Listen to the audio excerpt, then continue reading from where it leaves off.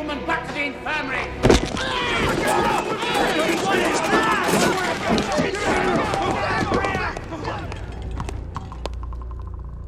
Fuck! Now obviously when talking about the Alien films and which is the best, it comes down to two. Alien and Aliens. I love both, though one more than the other. There have been 7 Alien-related films so far, with an 8th incoming, but save for the first 2, it is generally agreed that the majority of the films are pretty poor. Prometheus had some great moments and performances, but even that for me was a real letdown. How will Covenant be? I'm hopeful, but honestly this moment really summed up the Alien series at this point for me. We've seen a CG xenomorph in full daylight, nothing hidden. Where else can we now go? Alien for me is a perfect film. It's a brilliantly paced, wonderfully realised horror film on a spaceship. It's timeless with stunning cinematography, a perfect balance of small-scale scares and large-scale ideas, and a cast of characters that you immediately identify with. The steamy, iron-hued interior of the ship is as oppressive as you can get, with every shadowy corner and mess of pipes potentially hiding what is probably the most brilliantly realised creature in film history. Giga's design is unparalleled, working not only as a murdering boogeyman monster but also subtextually. Giga created something that not only looks scary, something you wouldn't want near you or following you, but the very idea of it is terrifying. The fear of violation. The image of a man violently birthing a phallic demon is a moment that has never really been matched. Effects and art direction wise too, it stands out as being as good as it gets. Watch this thing on Blu-ray and I swear it could easily pass for something shot today. It looks that good. The creature, save for one shot that the team didn't really want to use, is handled so well that still today it is as effective as it ever was, and the ship feels like a truly lived-in place, along with the incredible otherworld we see, full of intrigue and mystery. I mean, there isn't much else I can say. How could you top this? Enter James Cameron and Aliens. He took it in a completely new direction, away from what Scott had intended for the future, exploring the engineers and the origin of the creatures, to make a balls-to-the-wall action film which many consider, me included, to be one of the greatest sequels ever made. Aliens is also probably one of the greatest action films ever made. It is an electrifying adventure and probably one of the best action film scripts you can read. Honestly, if you haven't read the screenplay, it is masterful work. I can't deny though that Aliens simply does have better characters than its sequel. Whilst again, I love Aliens, it is a great action film. As an Alien film, it doesn't quite work as well. Where the original had these blue-collar people that felt real, in Aliens we have these one-note stereotype cannon fodder guys. In the first film, it's not easy to work out who will last to the end. To begin with, you'd almost expect Dallas to survive. The 3 that make it to the end of Aliens, that's not hard to see coming. I will say though that the tension in the action scenes and the sheer feeling of absolute impossibility in the face of these insurmountable odds is exhilarating. Where Alien is honestly timeless in how it looks too, Aliens has become a little dated. To compare Cameron to Scott is always going to have a bit of a gap visually, but the blue screen work of Aliens has really not aged well. I'm being nitpicky, but when comparing the two in every way for me, Alien comes out on top. I'm talking theatrical cuts here too, as personally I prefer the theatrical cuts of both films. In Aliens, for example, the opening on LV-426 doesn't particularly add anything but time, and removes some of the mystery of the film. Mystery was such a wonderful component of that first movie, and I really miss that in the sequel. These aren't the only films in the series I want to talk about though. Obviously Alien Resurrection is a mess, and needs no mention into a discussion of the best. But what of the often maligned Alien 3? Okay, not the admittedly pretty poor theatrical cut, but the assembly cut. A 30-minute longer version, released relatively recently, that does for the film what Kingdom of Heaven's director's cut did for that film.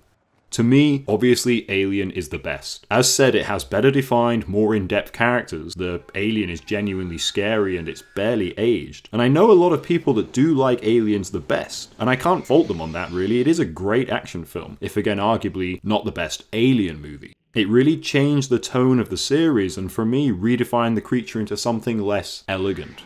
And that's what rubs me the wrong way a bit when it comes to discussing the Alien franchise.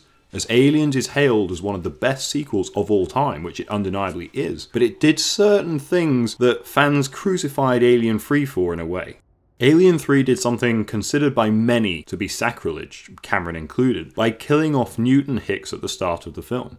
Ripley had fought hard to get her and her friends away from the Queen and to safety. Didn't killing them undo all that Ripley had fought for? Didn't it throw the entirety of Aliens back in the face of the audience? Sure, you enjoyed that movie, but fuck you. We killed them off anyway. The thing is, that's kinda ballsy, and for me, it works.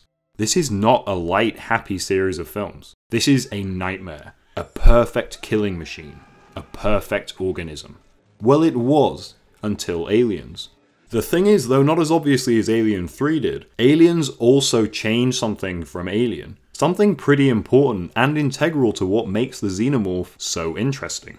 The xenomorph in Alien is this perfect organism, as its life cycle is purely based on it only needing a host. It exists only to kill and multiply. As long as there is prey, its numbers can grow. In a deleted scene, we see that an alien egg and facehugger is made from the prey. There is no need for anything other than one xenomorph in a population to start the numbers growing at an alarming rate. Due to that being a deleted scene, Cameron introduced the Alien Queen, and though she is a wonderful creation, her existence kind of goes against what the xenomorph of Alien actually was. An organism so perfect mainly because it has no need for a queen. Obviously that scene was deleted and not seen until after Aliens was released, but it was no secret that it existed. Cameron went ahead without it, and that's fine. I don't dispute that it works for the sequel, but it does kind of take something away from the original Alien, from its perfection, its elegance. It became an insect, and an easily killable one at that. Alien 3 didn't do anything that goes against Aliens. It didn't rewrite anything. In fact, it actually made her being impregnated with a queen sort of help what Aliens had introduced. It didn't go back and change what a xenomorph is. It simply did something cruel in killing people you like. It took them away from you and then threw Ripley into a prison, and to top it off, it impregnated her with the very thing she has fought so hard over 2 films to escape and eliminate. And it's not like they simply remove the entirety of the characters from the film immediately as well, but instead the death of Hicks and Newt casts a shadow over the rest of the film. It affects Ripley deeply, and we even get this wonderful intercutting between the funeral of the Lost 2 with the birth of the new xenomorph, along with Ripley having an added need for vengeance in addition to her survival, the latter of which becomes increasingly impossible, so that ending the bloodline of this creature is all she is now fighting for. Now, I'm not saying Alien 3 is as good as the first 2 films, but it feels arguably more like what made Alien great than Aliens does. The effects have definitely dated, though the practical work is wonderful, and sadly by the last 30 minutes it does end up in a confusing action sequence that is not a patch on anything from the first 2. But I honestly think the third film's assembly cut deserves a reappraisal.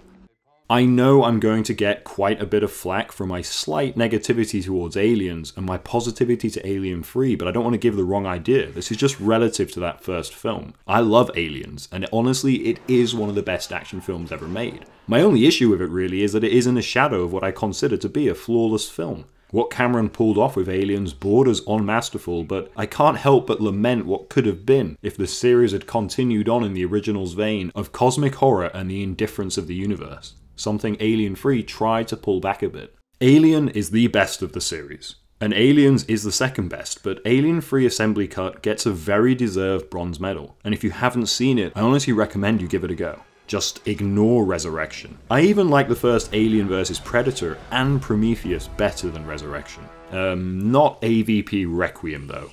Oh god, AVP Requiem. So now let's see where Covenant will fall in this ranking.